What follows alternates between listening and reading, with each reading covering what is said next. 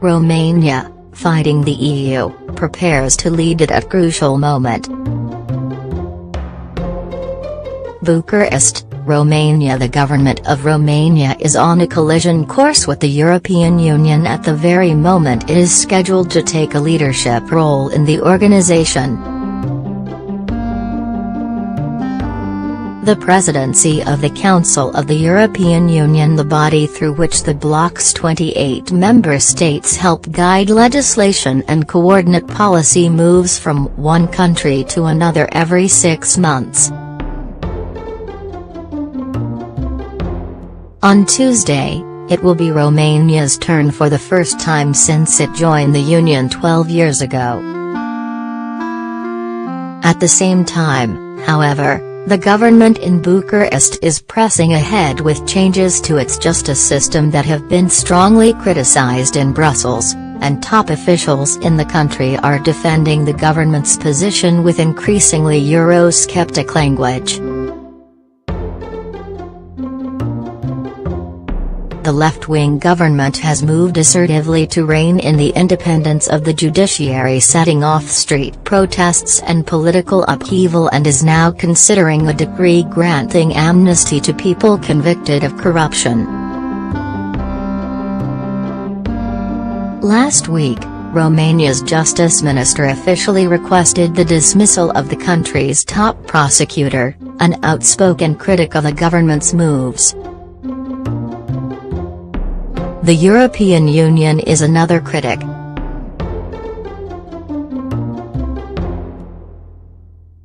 Romania has not only stalled its reform process, but also reopened and backtracked on issues where progress was made over the past 10 years, said Frans Timmermans, the first vice president of the European Commission, the bloc's executive arm, which issued a harsh report in November.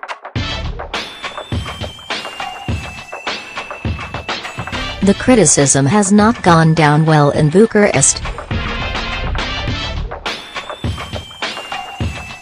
Liviu Dragnea, the leader of Romania's governing Social Democratic Party, accused the bloc in December of discriminatory treatment, telling party members, "Romania will no longer accept being treated as a second-rate country." The Prime Minister, Viorica Dăncilă, said it had been rebuked in the past simply because we are an Eastern European country.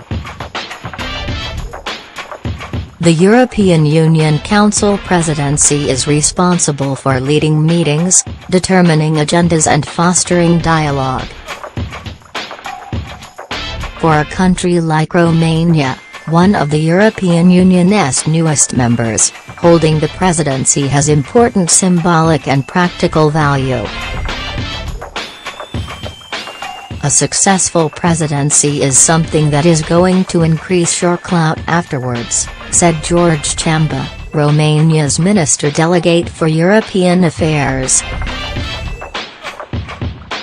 Romania's presidency also comes at a crucial moment for the future of the EU, according to Jean-Claude Juncker, the President of the European Commission.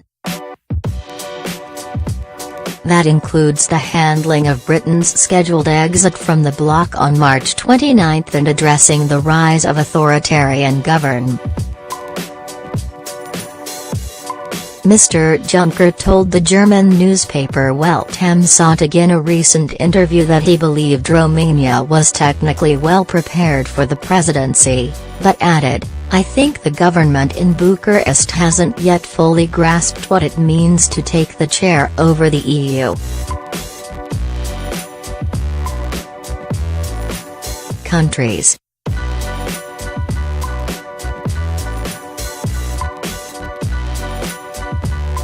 Promoting European unity through the presidency, he said, required a united front at home.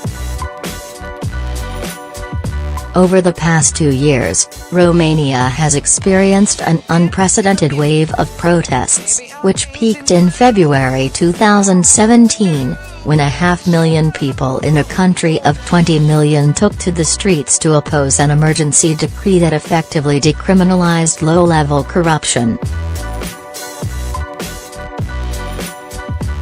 It was the largest protest since the fall of communism in 1989. Anti-government protests in August, which drew crowds of around 100,000, ended in violence when the police clashed with protesters and used tear gas to disperse the crowds. Hundreds of people, including security personnel, needed medical attention. The instability and the lack of predictability in the last 2 years have affected so many areas of the public agenda, that it made almost the entire society uncertain, said Elena Calistru, who leads the Romanian civic advocacy group Funky Citizens. In the past, Romania wasn't exactly a ray of light, but it was the most predictable country in the region, with clear attachments to its European path, she added. Romania's president, Klaus Iohannis, exasperated by the political turmoil, declared in November that his country was not ready to take on the bloc's presidency, though he later backtracked on the comment. Subscribe for original insights, commentary and discussions on the major news stories of the week, from columnists Max Fisher and Amanda Taub. In Romania, the president is elected separately from parliament and is the head of state, but not of the government. Mr. Iohannis, the former leader of the opposition National Liberal Party, is often at odds with the governing party, particularly Mr. Drania, who is currently appealing a conviction in June on abuse of office charges. A previous conviction for electoral fraud bars Mr. Drania from serving as Prime Minister, but he exercises a prime ministerial level of influence and serves as Speaker of the lower house of Parliament. Mr. Drania has called on officials to investigate Mr. Iohannis for treason for his comments about Romania's lack of readiness for the presidency, local news media have reported. For his part, Mr. Iohannis has felt compelled to personally monitor the activities of government bodies.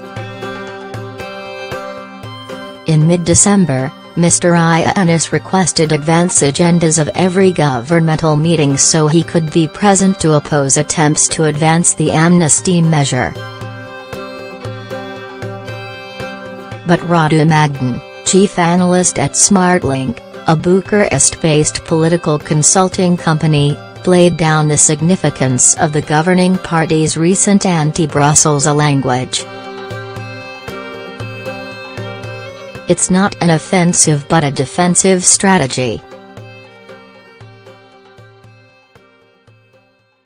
The parliamentary majority wants to nudge Brussels to stay away from what it is doing at home, Mr. Magdan said.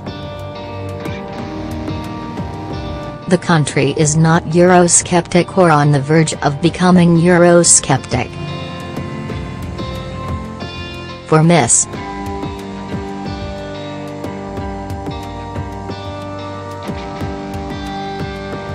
Calistru, the main concern now is if Romania were to pass amnesty legislation, especially during its presidency.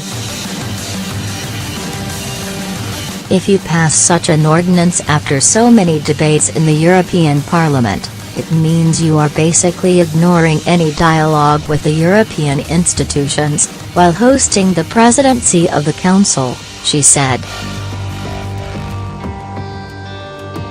This would be a disastrous message.